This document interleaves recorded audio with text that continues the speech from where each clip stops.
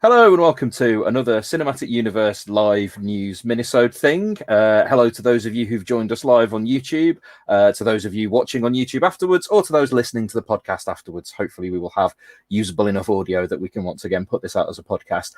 We're doing this again because this is a really easy and quick and straightforward way to do the news minisodes. And as we've discovered the last couple of times we've done this, it means that people can correct us and chat to us live as we're going along. So I am, if you didn't know, because I realised we're doing a podcast version as well, I am Seb Patrick, and I am joined as ever by James Hunt. Hello, James. Hello, I am James Hunt. But we have another guest this time. Some of you may remember him from previous appearances on the podcast. He hasn't been on our movie live streams yet, but we are delighted to have him on the minisode tonight. So hello to Michael Leader. Michael, hello, guys. Of Film 4, Little White Lies, Ghibliotech, Sight and Sound fame. Michael is our credible film friend, basically. Nonsense. That's unfair on Amon. Unfair on all of your guests recently. No, sorry. Yeah, no, we have lots of credible film guests. I just meant more outside of the podcast. If I have a take on something to do with film, I basically run it past Michael first and get his take on it. Tell me, you can't blame me for all your takes. Yeah. So we've got a few things to talk about. A couple of bits of news that have come up in the last couple of weeks. Well, actually, in the last few days, to be honest. I think all the things we're talking about are very recent because the news seems to be kind of coming and going in waves. But really, what inspired us to do a minisode was one particular piece of news, which I think we might as well just get straight into because it's going to just cause a lot of amusement and mirth. Actually, before it does, I'm just going to quickly say hello to everyone who's quickly appeared in the comments, which are Jack, Neil, Terence, Erkman, various things, Abigail, you're going to want to watch, and Neil. So that's a surprising amount of people watching the live version. So thank you and hope you enjoy, and feel free to send us comments as we go along. But yes, our first bit of news is that New Mutants is still pretending that it is a film that exists. Completely against everyone's expectations and completely against the grain of what's been happening as regards movie release dates being pushed back because of coronavirus. New Mutants announced an August release date, announced a release date for a month when everyone else seems to be pushing things back. And just to be clear, this was not a streaming or a video on demand release date. This was a theatrical release date. Of August I've lost the window where I had it open. 28th of August. This is scheduled to be released. Just to remind you, to catch you up, for those of you who can't remember all of the various twists and turns in this saga, this film was shot between July and September 2017, was originally slated for release in April 2018, was then pushed back. I don't even know what the next date after that was. Did it get pushed to July 2019? No, I've got the four previous release dates here. Run through the previous. April 13th, 2018, February 22nd, 2019, August the 2nd, 2019, and most recently, April 3rd, 2020. Yeah, which was that was the, okay, Disney have got it. That's when it's coming out. And you can't blame them for that delay, although I think that was the point where we all went, this really should be on a streaming platform. I think my favourite of all of those is that this is at least according to Wikipedia, that the August 2019 one was to avoid Dark Phoenix. And it's like, was it just to avoid being sucked in by the shit of Dark Phoenix? It's fair if to only say we all could have avoided Dark Phoenix, really. This film has definitely avoided Dark Phoenix, that is fair to say. I would not have expected New Mutants to be our Chinese democracy. Will it live up to that hype? Yeah. There was so the Radio Times published an article with the title "Why the New Mutants movie should be delayed forever," and I just want to say that's our shtick. Leave it alone. That's our bit. I do kind of think that this has reached a point where, when the film does eventually come out on a streaming platform in 2021, nothing's going to live up to the expectation. What expectation? But just I don't know. What do we even expect at this point from it? I'm expecting. I've forgotten everything. from previous trailers. I think I remember who's in it. But this is meant to be the horror X-Men film, right? Yeah. Yeah. Mm. Yeah, we'll see. None of the cast look like that anymore as well. On yeah. On the plus side, all the sort of speculation about the sort of re-editing of the film and the reshoots and the changes to production that were made and then unmade, you know, the attempt to weave it in and out of X-Men to put in a James McAvoy cameo and then remove it. People have mostly forgotten all that stuff, right? I think so. Like, I think the troubled production that could have blighted this has been replaced by a general, like, well, it keeps getting pushed back, but who knows why.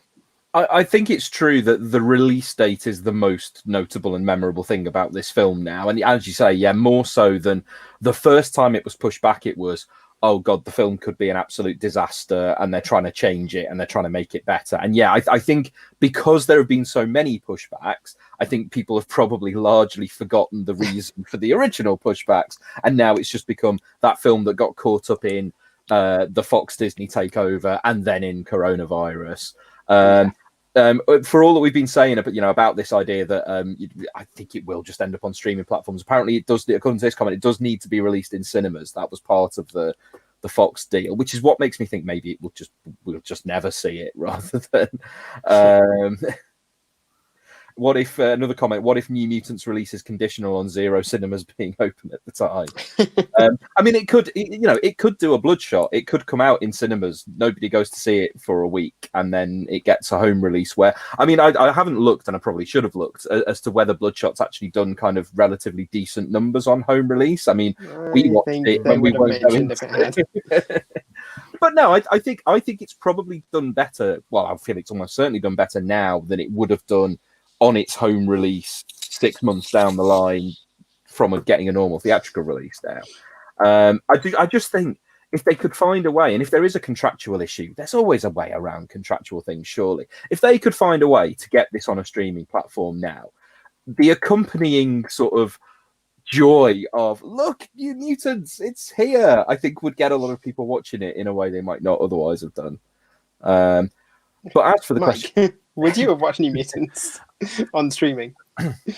Oh, on streaming, that's a different question. What I'm intrigued by is that how is the situation around New Mutants any different to Artemis Fowl? And that you'd think that's going straight to streaming, right? That's going straight to Disney Plus. That's got big stars. It's Kenneth Branagh. It's a adaptation of a series of novels. You'd think that what's different there? I think I will still watch New Mutants, but just at this stage, I think not to labor too much on this whole music analogy, but you know how Let It Be for many years was the dark horse of the Beatles run of albums because it was messed around with and released with Phil Spector putting loads of orchestration over the top, and then 20 odd years later Paul McCartney did a version called Let It Be Naked which took all that away.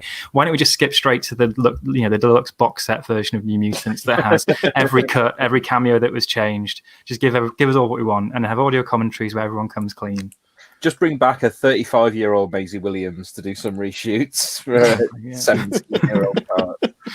But this is the thing, contract seems to be the issue, but Neil says in the comments, you can always get around contractual gubbins with wadges of cash. I think maybe the point is nobody wants to throw any more wadges of cash at this film. Well, you have to assume, though, like find a way to... Like Mike says, any contractual issues that are affecting New Mutants will probably be the same for Artemis Fowl, and there's going to be some clause in the contract that, like, hey, if every cinema in the country shuts simultaneously, we don't have to put it in cinemas, right? Surely. You would think, but maybe they just forgot to include that clause in their deal. Erkman 12, the 12th of the Erkman, comments to say, to be fair, Wonder Woman still has an August release date, and that might not stick either. I think that's the thing, though. I don't think that August date is going to happen for Wonder Woman now. I think the longer things go on, the more it becomes apparent that even if we might be in a position to go and see films, I think the knock-on effect, what I've seen talked about with Wonder Woman and rumoured today is that Wonder Woman might get pushed back because of a knock-on effect from Tenet, the Christopher Nolan film. So if that has to get pushed back, that might get Wonder Woman's August slot, and that's why Wonder Woman we might now not see until 2021. I'm not sure the audience for Tenet and Wonder Woman are that similar. I think it's more to do with they're both Warner Brothers, and it's Warner Brothers released slots. Yeah. don't ask me why studios can't release their own films at the same time, but you know. But yeah, so I think the point is that it's strange when films like Wonder Woman, which are due in August and which we are seeing talk of potentially being pushed back, for a film to plant its flag in August is interesting. I like the chutzpah of the fact that they came along and showed up on Twitter with a new poster with the date on it saying we're back, and I like the acknowledgement of that. I think it's too much chutzpah because I don't think it's going to make that release date, but I'm quite pleased to see that. And yeah, just on that, various things are coming to say about that. I think that the difference with Artemis Fowl is Artemis Fowl has not gone through this ownership change that has presumably as part of the Fox deal. There was something that said, look, you've got to get this film out. So yeah, but I just think, you know, if you think to the past of the various running jokes we've had on this podcast, and you know, obviously Gambit being the main one. I mean, I still almost expect to see Gambit before I expect to see New Mutants. And I did like that as soon as this news was announced, like we had several replies on Twitter going, "Oh, have you just recorded a minisode?" because this news has just come out.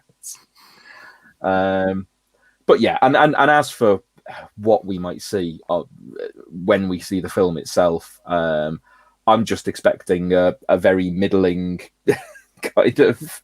Yeah, me too, because that's all that is all that we've had from Fox. And the X-Men franchise for the last several movies. And it's been a very middling take on the X-Men. Yeah, and it will probably feel less X-Men-y than anything. But I think there probably is at least some sense of urgency of they probably have to get this out of the way before whatever happens with mutants in the MCU happens. But let's face it, that's not going to be for I think we're still a long way off anyway. That. So, but you know, you could say we're not going to be sat here in 3 years' time still talking about New Mutants not having been released, but we could have said that in April 2018, and look where we are. Someone said they wanted to see a super cut of like every time we've talked about New Mutants on the podcast, and if I had the time and inclination, I'd go back and find. If anyone wants to go back and listen to old news episodes and find all the times that we talked about New Mutants and stitch it all together, I will happily put it out on the Patreon, if not on the main feed. Okay, so I mean, anything else to say about New Mutants at this point? Nah. Okay, well, we'll move on then. You'll note, by the way, I'm not doing the trying to put images up on screen as well as the fancy banners. It was too confusing last time, and I kept forgetting to click them off at the right time. But let's go on to our second news story. You can't handle the tooth. I did not endorse these. Yeah, so this was I mean, not a huge surprise in terms of this being something happening, because it is something that has been talked about being a screen version before, but I think the speed with which we've suddenly had news and confirmed news about this.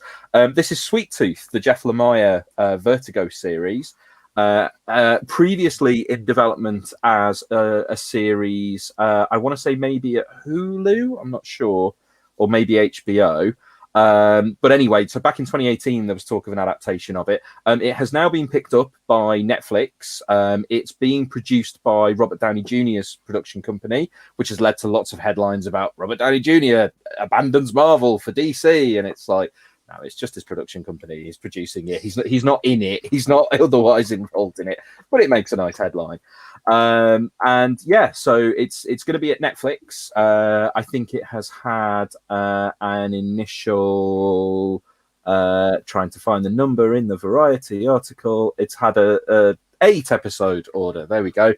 And they've since then, in the last couple of days, also announced some cast for it. I don't know if you guys have seen this. Nope. No. Okay. Well, before we move on to talking about the cast, I'll talk about Sweet Tooth itself. How much do you know about Sweet Tooth the comic, if anything at all? Oh, I read the first volume or two, but is it 15 years ago, 12 years ago, or something when it first came out? Is it that long ago? I've got the first volume here, which is the only volume that I own, which I bought a few years ago. It was around the same time as Day Sleeper, wasn't it? Oh wow, yeah, it was 2009 originally. Issues 1 to 5, and yeah, so similar kind of time to Day Sleeper, which is a better comic to be honest. When the first issues, Day Tripper, I've been listening to too much REM. You can never listen to too much REM. It was around the time where Vertigo were doing like $1 for first issues, weren't they? That's right. Yeah. I think it was a good period for Vertigo generally. That so this is written and drawn by Jeff Lemire. Jeff Lemire is someone who's got a really interesting career because he's done quite a lot of superhero stuff at DC and Marvel, and I don't think he's ever had a definitive or even particularly high quality run on anything at those companies. I've read enjoyable stuff by him. He did a Justice League United series at DC that was quite enjoyable, but he's never done anything where I've gone, wow, this is the Jeff Lemire of his creator-owned work. His creator-owned work, when it's good and at its best, is some of the best stuff I've seen in comics over the last 10 or 15 years. The Essex County, the graphic novel that he did, that's kind of just all about intertwining families in Canada, the Underwater Welder. I really liked his recent Image series, Royal City, and I thought that ended too soon. That felt like it was hitting its stride, and then he brought it to an end kind of sooner than expected. His main shtick seems to be father issues. It's like I don't think I've ever seen finally a writer willing to tackle father issues. No, but he does them well. I feel like we've probably recommended it to Joe on the podcast at some point, but if you haven't read Essex County, now I'm sure there was years ago in Minisode where Joe read it after we told him to. It's a wonderful comic. It's so kind of just achingly sad. Does someone want to explain the premise of Sweet Tooth? So because I know nothing about it. So the thing was, I knew that I had read the first volume of Sweet Tooth, but I could barely remember anything about it because I read the first volume, kind of quite liked it, but maybe not enough to carry on and read subsequent volumes. It's the kind of thing where it's always been, if it shows up in a sale, I might pick it up. But also, if I've bought one volume of something in trade, I'm kind of like, I want to read the rest of it in print. I will just read you the blurb from the back of the book. Seems like the easiest way to describe it. So, a decade ago, the affliction raged like a forest fire, killing billions, and the only children born since are a new breed of human-animal hybrid. Gus is one of these endangered children, a boy with a sweet soul, a sweeter tooth, and the features of a deer. And you can see that on the cover there. That's Gus. He has antlers. But kids like Gus have a price on their heads. When vicious hunters descend on his isolated forest home, a mysterious and violent man called Jeopard rescues Gus. The hulking drifter promises to lead Gus to the Preserve, a fabled safe haven for hybrid children.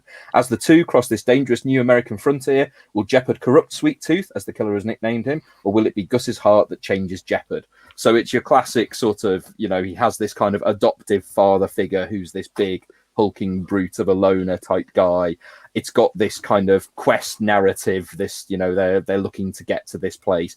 I could very much see this as kind of scratching a Walking Dead kind of itch for people, if I kind of think of it in a TV sense. It's a post-apocalyptic, I think the Walking Dead more interesting than Walking Dead. But I think the Walking Dead fans are turning it for one thing and one thing only, and unless Sweet Tooth pivots to being a grim zombie apocalypse, probably not going to be the same audience. But it is that classic sort of, The Road would probably be another. It's that kind of, post-apocalyptic journey sort of narrative, which that's what Walking Dead does, right? They're trying to get somewhere in Walking Dead, are they?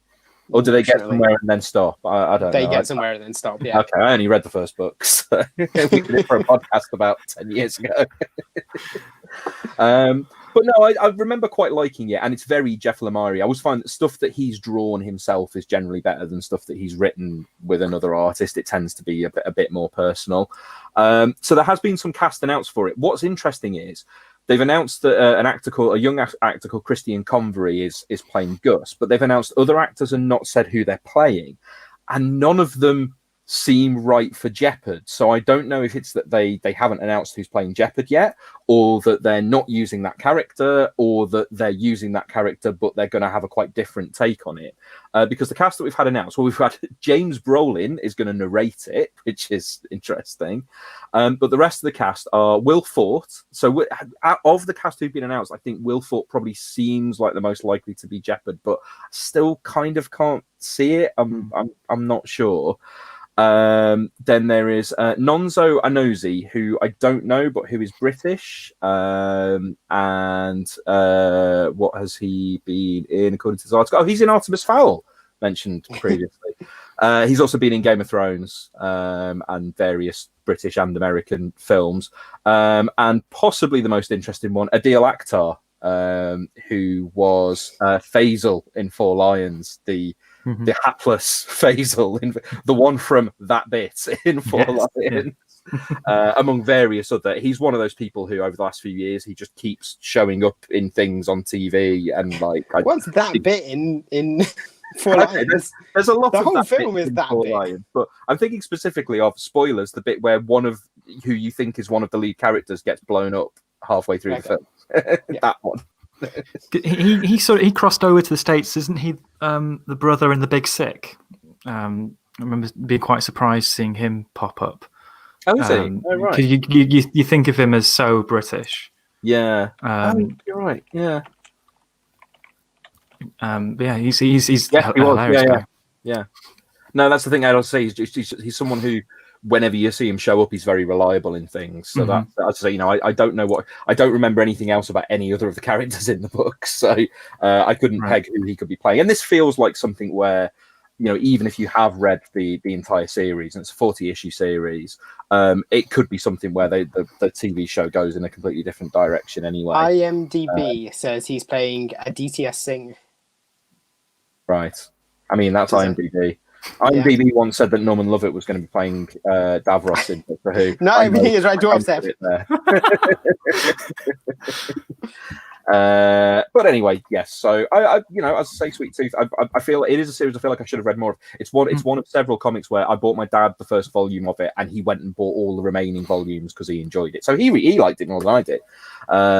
But again, he really likes Jeff Lemire generally. But I'll be interested to see this, see where it goes. Yeah, the only thing that's keeping me interested in it is that Jim Mickle is co-showrunning and directing it, and I don't think you'd heard the name before, had you, said, well, James, when I mentioned Jim Mickle?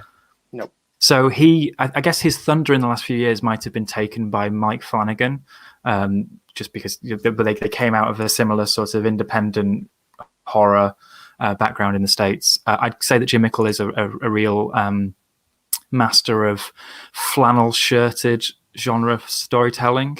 In a similar way to Jeff Lemire, actually. I know Sweet Tooth has basically a plaid shirt as the... And that's, flannel shirts are very much a Jeff Lemire thing. He's Canadian, so... And his Jim Mickle's kind of calling card to begin with was a film called Stakeland, which was a post-apocalyptic vampire film in which a vampire hunter and his protege traversed a new American frontier. Is that what they said on the back of the Sweet Tooth there? It was basically a very similar setup.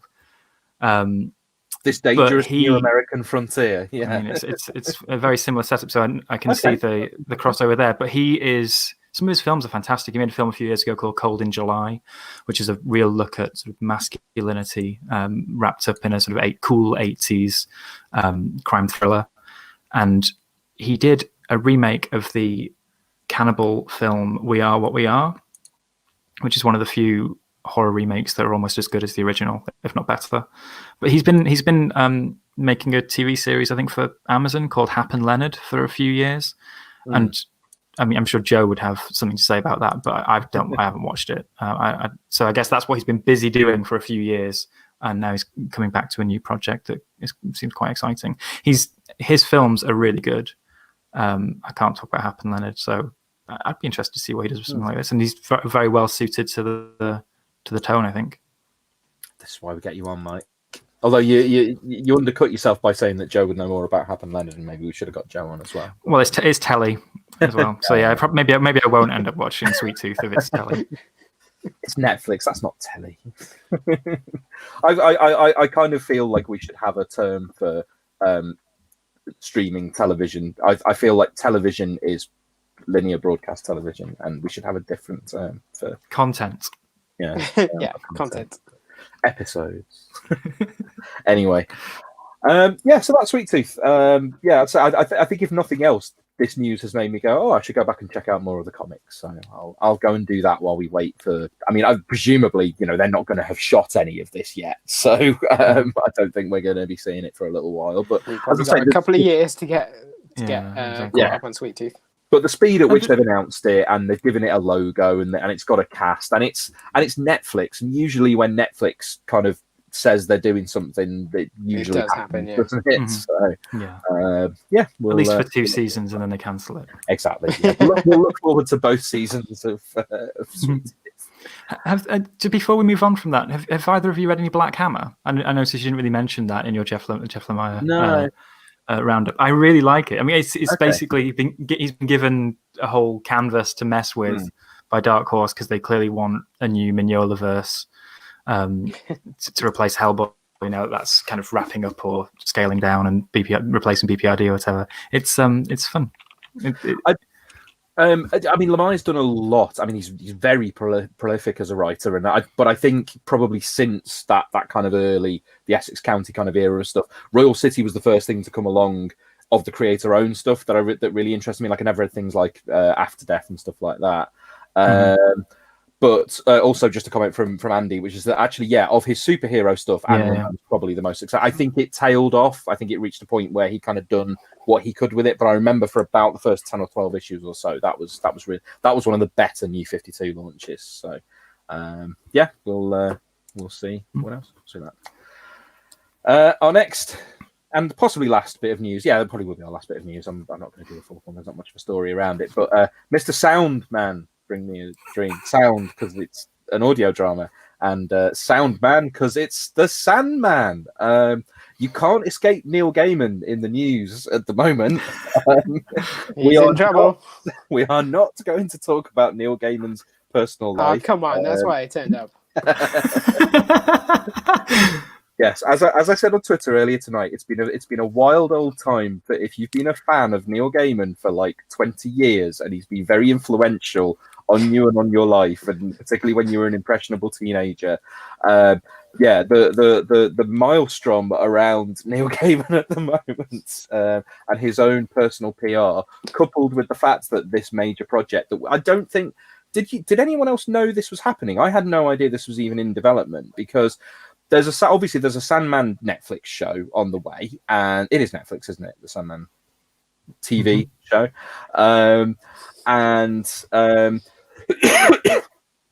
we got an update from Neil Gaiman about that, where he basically said that yes, it's all moving along. They'd reached a point where scripts were delivered for season 1. They would have been ready to start shooting, but for the crisis, so they expect that to pick up again, and they're even planning for a second season. And then all of a sudden, from out of nowhere, we get dropped on social media the cast for an audio drama adaptation of Sandman. This is being produced by Dirt Mags, because it's an audio drama and nobody else is allowed to do audio adaptations apart from Dirt Mags. Dirt Mags obviously most famous for his adaptations of Hitchhiker's Guide. He did the UK produced Batman Nightfall, and did he do a Marvel one as well? I'm not sure. I think he did Death and Return of Superman. He did a lot of DC comic stuff in the 90s. He did Independence Day UK, that I remember hearing when it went out, and with Patrick Moore and Simon Mayo, and thinking he did Dirk Gently. He's done Dirt Gently, and as far as Neil Gaiman goes, he's already done adaptations of Good Omens and Neverwhere. So this is the thing, he always seems to do an adaptation of a Neil Gaiman thing just around about the same time as it's getting a TV version. So it's not a surprise that he's doing a version of Sandman, but it was certainly a surprise to me that this was announced in this way. What they've said that they're doing is the first 3 books of Sandman, and we'll talk through the cast that's been announced, because what's interesting about this cast and these characters is it suggests that they are taking a very close approach in a way that you expect the TV series absolutely won't, but that they are just going to do a pretty straight adaptation of basically every bit of those first 3 books.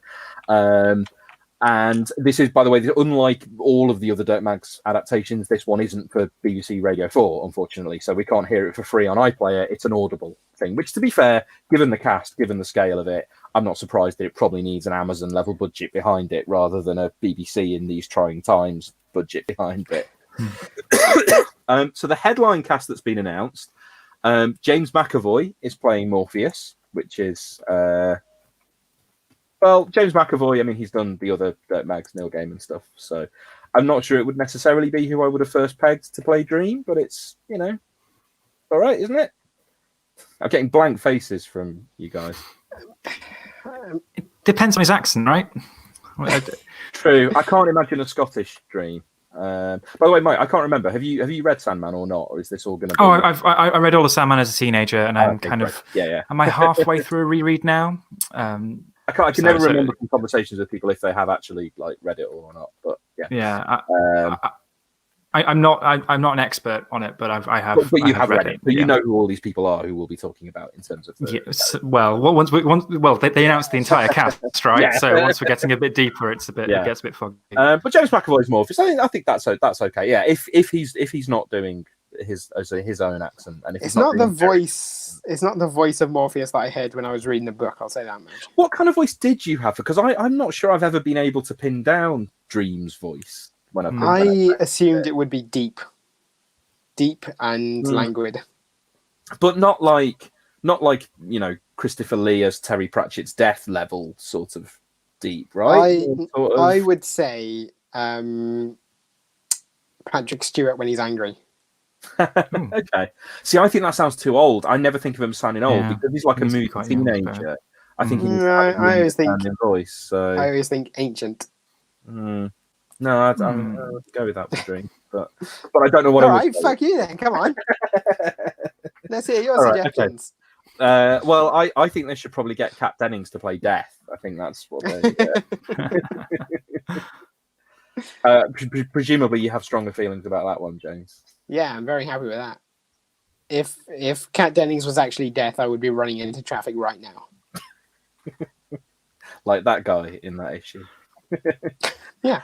That's. I mean, I don't know if she's too sort of knowing or cynical. She's kind of. She strikes me. Okay, so here's my take. Right, is that the death of the Sandman comics is a very specific 1980s archetype, right? That to some extent that character also created because all the goths went, "Oh, I'm going to do that." But Kat Dennings strikes me as the sort of noughties millennial Death.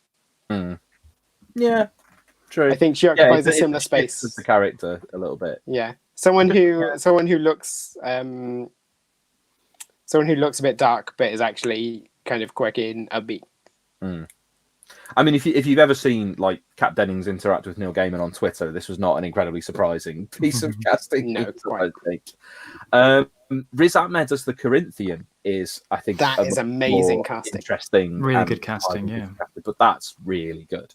And given that, as I say, from the sound of it, they are, they're doing books 1, 2, and 3, and book 2 is the only one that kind of has a plot that runs through kind of the whole book, really. The rest are kind of shorter stories. So that is you would expect he's going to be quite major and quite a kind of beefed up role in that, and that's Taron Egerton as John Constantine. I can imagine Matthew Ryan was on the phone to his agent immediately as soon as he saw this, complaining about the fact that it wasn't him. But it's nice to see someone else get a go at being Constantine. I looked this up earlier. I didn't know that Taron is from the Wirral. Is he? Born in Birkenhead, it says. Oh, well, it's so he's a woolly back, but that's still closer geographically than we've had before. Closer than everyone else so far. Well, because the interesting thing about Constantine is that obviously, he is a Scouser, but he wasn't originally written as one. And I think around about the time of Sandman, I don't know how much of Delano's stuff had been happening I don't know. I think Delano's Hellblazer had been running for a little bit then, but it was in that run where he was retrofitted to have been a Scouser. Alan Moore always wrote him as a Londoner, and I remember in the Sandman Presents stuff.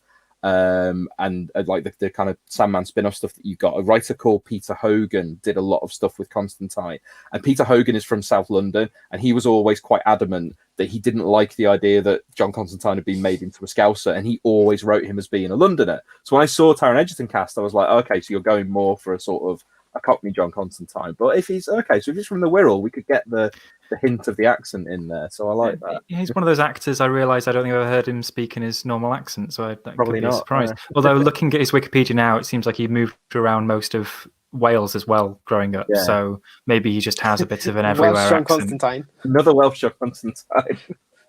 But I would at least sort of think that if he's got that family connection there, and his parents are from Liverpool, I'd trust in him to be able to do the accent, even if he's not fully grown up there.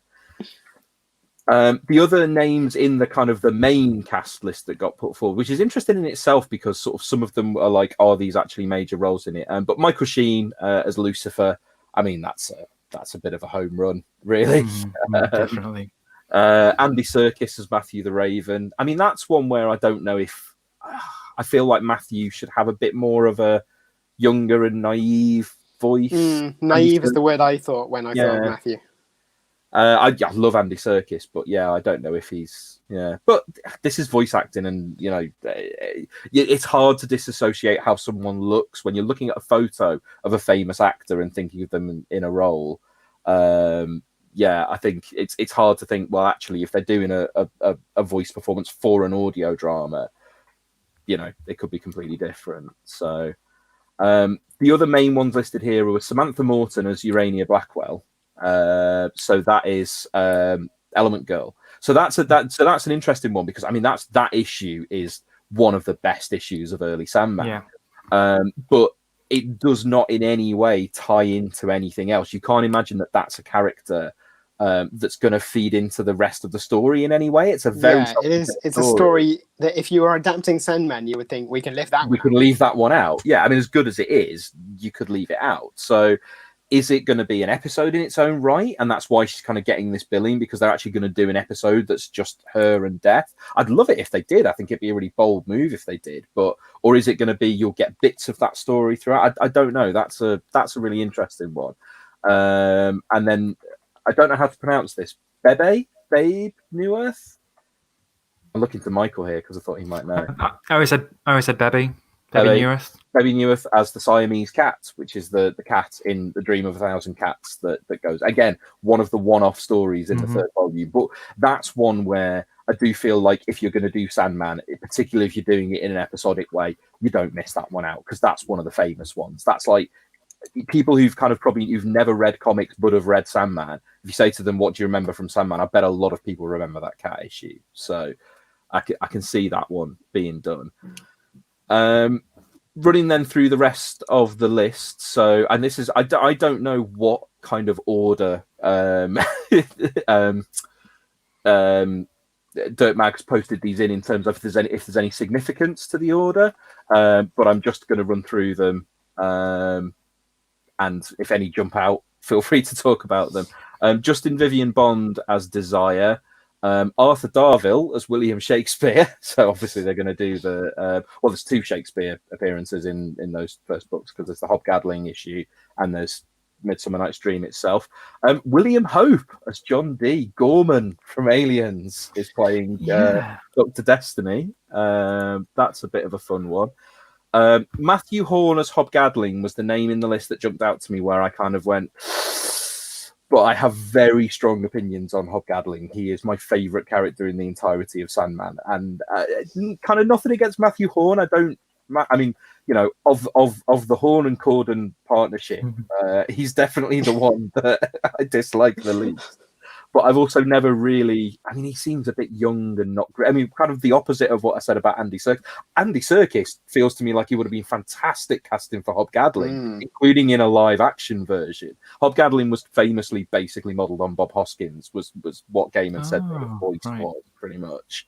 But Yeah, Matthew Horn, not sure about, could be good. Reginald D. Hunter as John Johns, the Martian Manhunter. That's great. I'm very on board with that. That's superb. I think it's quite interesting that I think it's pretty much now a given that Martian Manhunter gets cast as black. I think that's sort of, it feels like that's become, that's never really a thing that the comics would have suggested, but that seems to have become like the way to sort of play him now, which kind of particularly off the back of what they've done with him in Supergirl. But that's just superb, and his voice is fantastic. And I think that what's interesting to me there as well is that they're not leaving out the DC Comics stuff. You are going to have the issue where Sandman goes to the Justice League to try and get his stuff back. And, but then again, it's Dirk Maggs doing it, so maybe that's not surprising. Sue Johnston as Unity Kincaid. Not a major part, but really good to see Sue Johnston there. Patterson Joseph as Karonzan, the demon that Dream goes and gets his helmet back from in the first volume. I love Patterson Joseph, and always good to. And it would not be a Neil Gaiman adaptation without Patterson Joseph in it somewhere. So. Abby has just commented to say, note Comics Own John McCrae, and Jessica Martin below. It's not Comics Own John McCrae. It's spelled differently, and it's a different John McCrae. I think they might have made a typo in the original list, because I thought that as well. But we'll get to that because it's in the list that got posted. Josie Lawrence is playing Mad Hetty. That's great. Yes. Anton Lesser. I know the name. Who's Anton Lesser? Why do I know the name? I don't know it either. So. Okay, maybe I don't. I feel like I know him from somewhere. But he's playing Dr. John Hathaway. That's a really small part in the first storyline. Joanna Lumley as Lady Joanna Constantine. That's a good one. That's spot on. As is Miriam Margolyes as Despair. I'm not sure I would have said that in advance, but that is excellent. An actor I don't know called Tom Alexander is the announcer and also playing various parts, including Hal and Barbie. Sagar Arya playing the connoisseur. Again, that's kind of that's one of multiple parts in the serial killer thing. So it's interesting that he's kind of announced a few actors here who are playing relatively small parts, and you don't know if there's other parts that are around that. Ewan Bailey as Crispin and Peter Quince, Karen Barker as Ethel Cripps, and Goldie the gargoyle is going to appear. Samantha Bayard as Calliope and Judy Talbot from the first volume. Mitch Benn is playing Funland in the serial killer story arc. Philippe Boscher as Punk 2, the Tailor, and Demetrius. I'd like to just shout out Philippe just very quickly. Okay. I used to play Grand Theft Auto Online with him. We used to be on a video game podcast message board. So I'm very happy that he's in this. Very happy for him. Lawrence Bouvard as Barbie, Granny Goodness. They're going to get that Granny Goodness cameo in there. And Della. So again, that's from the Element Girl issue. Cliff Chapman as Garrison. I don't even. Is that a guy from the Richard Madoc story? I don't even recognise. Stephen Critchlow, who is from the Oak Furnitureland adverts, and the reason I know that is that he's also in Red Dwarf. He was Captain Herring in series 11 of Red Dwarf. He's playing Roderick Burgess, which is really good casting. Ben Deary as Condell, that's from Midsummer Night's Dream. Sandra Dickinson has got multiple parts, including the Maiden from the Three Witches. Felicity Duncan is playing Titania. Oris Uhuro is playing Ruthven Sykes and Waterboy. Oh, that's another one of the serial killers. I think they've got a lot of people playing the different serial killers in that arc. Danica Fairman as Rosemary and the Bereaved Mother. Rachel Fowler as Miranda Walker. Don Gillet, who's been in Doctor Who as Bottom and the young man from Tales in the Sand. How many more of these have we got? There's quite a lot. I realised actually, I kind of when I started, I was like, I'll try and just pick out some of the more interesting ones rather than literally go. That's a good idea. Yeah. I do think it's interesting that they've got James Good playing the Scarecrow because he played the Scarecrow in the 1990s Nightfall adaptation that Max did. So that's a really nice. That's fun. You've got Toby Longworth in there, who's been in all the various Hitchhikers and other adaptations. The reason I was going to read them all was there are names that I don't recognise, but that you might recognise and might have picked up on. But never mind. Let's scroll down. So there's an actor. I know it is spelled the same. But there's an actor called John McCrae, but it's not comics John McCrae. from the look of it. At least I don't think it is. It doesn't look like it. Jessica Martin from off of Doctor Who is playing Judy Garland, who appears in a dream sequence.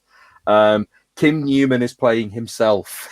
That's a good one. That's great. Yeah, that's the Kim best Newman one. tweeted about the fact that he was going to be in it. I was like, oh, brilliant. They've got Kim Newman playing the TV interviewer who interviews Rick Madoc in the Calliope story, who was modelled on Kim Newman. It's never named as being Kim Newman, but he was basically Kim Newman. Ray Porter is in there playing various parts, various deep voiced parts. Gilbert, Hector Hall, Martin Tenbones. Oh yeah, Martin Tenbones does appear briefly in Doll's House. Blake Ritson is Alex Burgess. Kerry Shale, another Red Dwarf alumnus, has got loads of parts because he's a really prolific voice actor. He's playing Abel, he's playing Etrigan, he's playing Azazel, he's playing Scott Free. So we're basically hitting the miscellaneous voices section here. Pretty much, but there's some good parts there. He's getting to be a DC comic superhero. And Neil Gaiman is Neil Gaiman doing some? He's narrating? If and he's there's free. lots of other people in it. Sorry, that was a big long read through. There were more tweets than I thought when I started reading that list. Anyway, point is though, going through all of that, I think the key thing is there are so many characters in there who are kind of minor characters throughout those first 3 books. It's like they're going deep on it. They're doing it properly. They're not. So the problem I have with this list is that it implies a fairly close adaptation of the comics. Yeah. And my question is this going to be the best way for anyone to experience Sandman? Well, question from Andy. Do you think an audio adaptation of Sandman would be comprehensible to someone who's never read the comic, or would it be a terrible introduction? I think it would be comprehensible and a terrible introduction. Yeah, I think it is one of those where it's like with doing the TV show, I'm very comfortable with the idea of the TV show completely being its own thing and its own spin. Sandman is not a story where I need to see it completely faithfully adapted for TV. I've complained about other comics not doing that, but with Sandman, Preacher I'm talking about, I think Preacher just could have been a perfect TV show done pretty much as it was. Never mind. Didn't happen. Sandman, I'm happy for it to totally be its own interpretation of the idea of Sandman, because I think it needs to be for that form, because I think the original series is so rooted in being that comic. The thing about Sandman, right, is that it uses its medium spectacularly many times, and I feel like any adaptation should also do that. What it sounds like we're going to get is an audiobook version of the comic, where there'll probably be a narrator filling in the gaps. Yeah. I'm not sure that's the best way to do it. Like, if you're going to make an audio version of Sandman, why not find some way to make the audio medium one of its strengths? Which it could do. I mean, it is being made by someone. Hewing this close to the comics doesn't suggest to me that. Would the adaptation be better if it wasn't such a deep dive that includes all the minor characters? Maybe. But I think Dirt Mags is very good at making audio dramas that sound good and that comfortingly bring you the thing that you liked originally. Is what I will say about his work. I think he's very good at praise. No, I mean that in a sort of like I don't think you'd ever listen to a Dirt Mag things and get annoyed at what they changed. I mean, maybe a little bit with some of the later Hitchhikers versions that they did, but I think he's very good at being respectful of the source material. But I think the problem is, you probably don't have the drive to kind of move it on and do something really different with the source material. But bearing in mind that we are getting a Netflix TV show, and also this isn't for this isn't for Radio 4. This isn't designed to be stumbled across at 6:30 on Radio 4 by someone who needs to be eased in. This is on Audible. This is going to be looked for by fans. And bearing in mind Sandman is one of the most successful comics ever. There are a lot of people out there in the world who've read Sandman at some point in their lives. I think if what you're looking for is here's a new way to experience Sandman with a load of really great actors and people who you've heard of, and the fun of having Kim Newman play himself and Reginald D. Hunter play the Martian Manhunter. Like that's I think it could be enjoyable to listen to in that sense, even if it's not envelope pushing. I suppose being a faithful adaptation is quite tricky because it's a comic that across those first 3 volumes is finding its identity and speed anyway, right? I mean, true. The first 3 books are not the best 3 books of Sandman by any stretch of the imagination. As you said, as soon as you say like Element Girl and as soon as you say Calliope, I'm thinking of single issues that would be amazing to actually hear as like hour-long audio dramas in their own right. But then how many episodes would we have to listen to get to that? And I actually quite like Preludes and Nocturnes, really. There's a lot in there that I do like. I like it, but it's not what the series became later on. It's like, if you jump straight in with like Brief Lives or something, it's like that's Sandman being like as good as it got, sort of thing.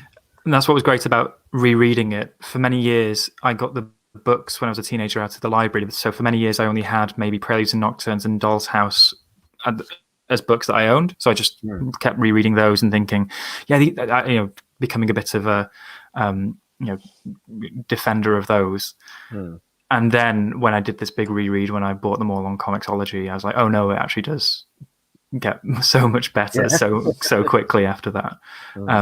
So maybe that's something. It's just I guess they'll just drop it all at once anyway because it'll be Audible. Is that how they do things? Maybe I assume so. Yeah. So maybe you can just dive straight into what you want to. I've never listened just dive into to a stories. Release on Audible.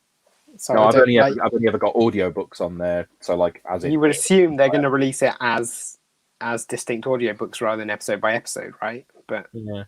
Well, that's true. Yeah, I mean, will it be broken into like half-hour episodes, or will it be done as 3 audiobooks? Will it be done as 1 audiobook? I don't know. Max might find out on Twitter. He's very open and approachable and talks on Twitter. So. Here's a question: do any of us expect to listen to it? So I don't. But I was very excited about the Neverwhere radio adaptation years ago, 7 years ago, 6 years ago, particularly with the cast. And I love Neverwhere. And there's something about the radio drama, particularly the Dirk Mag style radio drama form, that I can't get on board with. Yeah, exactly the same thing. The whole like movie for your ears type of sound design and all that. I'm not a fan. I really like audio plays if they're comedy. So audio sitcoms, and speaking as me and James have made one. I love Hitchhikers. I love things like Cabin Pressure. I will happily listen to half-hour radio sitcoms. I do find audio dramas a bit harder to get on with. I've never got hugely into the Doctor Who Big Finish stuff. I find my attention can wander quite easily when trying to listen to them. And I had the same problem as you with Neverwhere. I was really keen on the idea of that adaptation. And, I'd listened to the Dirt Mag's Hitchhikers stuff, but Hitchhikers is a comedy. Both Neverwhere and Good Omens, I think I listened to the first episodes of and didn't manage to get any further. And it wasn't out of any, I'm not listening to this. It was just, I listened to the first one and then just never really got around to listening to any more of them. The fact that this isn't on the radio, so won't be on the iPlayer, you'll have to actively go and pay for it on Audible. Either will just completely put me off it, or I will go, oh, okay, I'm going to pay for it on Audible, and because I've paid for it, I'm going to actually give it a proper go. If I ever have a commute again, which, let's face it, we don't know in these current circumstances, but if and when I'm back to commuting, I will try and make it a commuting listen, even if just so I can talk about it on the podcasts. Abby, who does seem to be our Dirt Mags expert, has confirmed that Dirt Mags has said that Morpheus will have an English accent, and comments about how Mags is good at doing plot changes where things need it to make the structure work for audio drama. But yeah, I found adding new jokes in the right style to be a problem with his Hitchhiker stuff. But yes, wouldn't really be a problem here. And yes, I totally agree with this comment. I think we talked about it before about Sandman, that Sandman you can adapt because Sandman is about stories and about storytelling. You absolutely should be using whichever medium you're in to do a thing about storytelling. But I don't know. I thought this was a nice little sort of, I'd say little, having spent about 20 minutes running through all those cast members. I thought we were going to be done in half an hour, and then we ran through all of those. And for that reason, we probably don't need a section on this one where we ask if anyone's got any questions for us, because we've been going for nearly an hour. So do you guys have anything else to add about any of the things that we talked about here? I don't think so. It's been a slow news week / month. I don't think. No, I think we've had stuff to talk about. New Mutants, James. New Mutants is pretending to exist. How are you two holding up with no new comic book movies out every day or whatever Twitter would complain about? Yeah, I mean, multiplexes no longer have 30 comic book movies coming out all the time. I feel bereft of Marvel movies because it's been so long. But I mean, that's nothing to do with coronavirus. That's just post Endgame. Yeah. Mm-hmm. Yeah, no. It's been quite nice, to be honest. I think it's nice. I've been enjoying watching non-comic book movies. That's what I've been doing with my time. Yeah. Because I only have the time to watch like one movie a week, and so I normally watch a comic movie. Have you been watching other movies, Seb? The brand. Well, I had to watch Bloodshot. Bloodshot had to take up a movie. So no, I've been watching bits of TV. Do you know what I've ended up doing the most? Has been watching old sitcoms on Gold. Like, I've been letting linear TV decide what I watch rather than choosing to watch things. Retro. Yeah. And Andy asks, are comics actually coming out again yet? And I think next week is when they restart, right? Some DC stuff, and I think a bit of Marvel stuff came out digitally last week, but I don't know if anything did in print. So, yeah. In the UK. Will we remember to start rebuying them? That's the question. Yeah, it's going to be interesting times. But no, I am looking forward to when I actually finally get an evening that's not doing something like watching some movies that aren't kind of movies. I still haven't watched Knives Out. I want to rent Knives Out and watch that. You haven't watched Knives Out? No, it was the film of 2019. I'm also just desperate for Parasite's home release because I want to see that again. I just want to do a podcast about Parasite, like just every week, just watch Parasite and talk about it again. And then maybe some weeks do Snowpiercer again. Oh, Snowpiercer TV show looks terrible. We'll cover that when it comes around. I'm not optimistic. I think it looks awful, but we'll see. You can come and join us for that if you want, Mike. I'll happily dodge that one. Right, we're going to go because this is going to degenerate and it's 10:30. But thank you to everyone who has stuck with us and watched and commented along on YouTube. I did read all the comments, even the ones I didn't put up on screen. Thanks for watching afterwards or listening to us on the podcast. If you did, I always get to the end of these video ones and go, I'm not going to do the usual spiel, but then I have to remember it is being put out on the podcast feed. Thank you for listening or watching. We're going to be back we haven't settled on what our next main episode is, but we're in discussions with a new guest who might be a new guest if they get back to us. If not, we'll probably just, I don't know, be back. Slick, very slick, Seb. Right, it's Sunday night. It's late. Hosting is a tough gig, and I wouldn't want to do it myself. It is. Yeah, it all falls on me. Where's Joe when you need him? You could be the next one, James. I've done a lot of these video hosts. Where can people hear more of Mike, Seb? Sorry, Mike, you're a guest. Mike, what have you been up to? What's the most recent thing that people can hear or read or whatever from you? Oh wow. Okay, so I host a co-host podcast called Ghibliotech, which is all about Studio Ghibli movies, so anime, if you like that sort of thing. But in terms of hearing my voice, I work on a video essay strand for the BBC called Inside Cinema and Inside Games, and I recently did a video essay about when movie stars were in video games. It was really good. Thanks, Seb. Yeah, you can find that on iPlayer, and then Inside Cinema is coming back in June, and we have some really great. That's exciting. 4 to 6 minute long punchy essays about all sorts of nerdy stuff, starting off with a celebration of Studio Ghibli on the 30th anniversary of their opening. So, and what is this nepotism? Hey. I cannot confirm or deny that, James.